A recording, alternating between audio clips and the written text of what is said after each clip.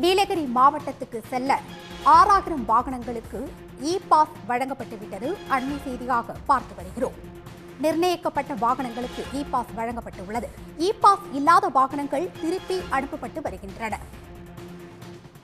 நீலகிரி கொடைக்கானலில் இன்று முதல் ஜூன் 30 வரை இ-பாஸ் நடைமுறை அமலில் இருக்கும்.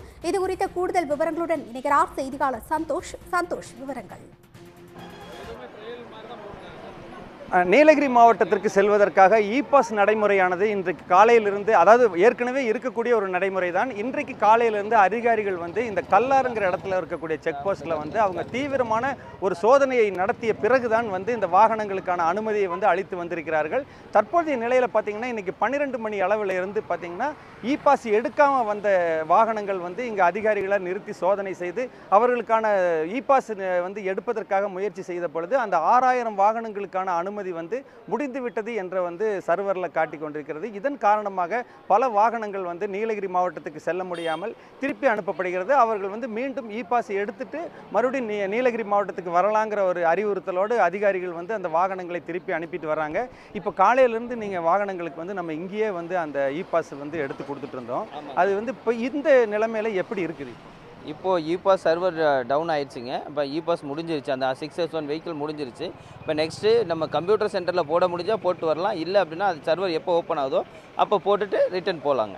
இப்போ பொதுவாக ஒருத்தங்க இ-பாஸ் போடணும் அப்படின்னா அவங்க எத்தனை மணிலேருந்து அதை தொடங்கும்? இன்றைக்கி இப்போ 2ஆம் தேதி போகிறவங்க எத்தனை மணிக்குலேருந்து இவங்க ஸ்டார்ட் பண்ணுவாங்க? 1ஆம் தேதி நைட்டு 12 மணிலேருந்து 2ஆம் தேதி நைட்டு 12 மணி வரைக்கும் ஒரு நாள் கணக்கு வருங்க. அந்த ஒரு நாள் கணக்கில் இந்த 6000 இ-பாஸ் விழுந்துருச்சு அப்படின்னா அந்த 6000 இ-பாஸ் முடிஞ்சிச்சுங்க. அடுத்து நெக்ஸ்ட்டு 12 மணிலேருந்து அடுத்து நெக்ஸ்ட்டு 12 மணிக்கு நம்ம சேஞ்ச் பண்ணி போடணுங்க. இப்போ நீங்கள் வரக்கூடிய வாகனங்களுக்கு இ-பாஸ் எடுக்க முடியாத ஒரு நிலையில் இப்போ இவங்க ப்ரௌசிங் சென்டர் போகிறாங்க இல்லையா, அங்கே போனால் இதுக்கான வாய்ப்பு இருக்கா? மறுபடியும் அங்கே ப்ரௌசிங் சென்டரில் போய் பார்த்தா தான் சார் தெரியும் அது வாய்ப்பு இருக்குதா இல்லையான்னு சொல்லிட்டுங்க. ஏன்னா நம்ம இங்கே சர்வர் நமக்கு கொடுத்துருக்க கவர்மெண்ட் சர்வர் ஒர்க் ஆகலை. பட் அதெல்லாம் முடிஞ்சிருச்சுங்க. இப்போ அதுக்கப்புறம் நம்ம என்ன நடைமுறை அப்படிங்கிறத நம்ம ப்ரௌசிங் சென்டர் போய் அதை தெரிஞ்சுக்கலாங்க.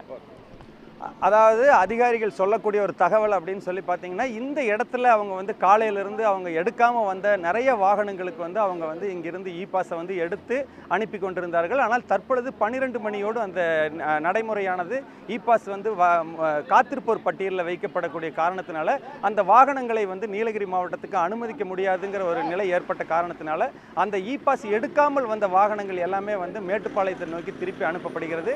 அவங்க இ-பாஸை மறுபடியும் எடுத்தது அப்புறம் தான் நீலகிரி மாவட்டத்துக்கு அனுமதிப்பாங்க. அந்த மாதிரியான ஒரு சூழ்நிலை தான் தற்பொழுது இந்த செக் போஸ்ட்ல காணப்படுகிறது. தகவல்களுக்கு நன்றி சந்தோஷ். உடனுக்குடன் செய்திகளை தெரிந்து கொள்ள சன் நியூஸ் பெல் ஐகானை கிளிக் பண்ணுங்க.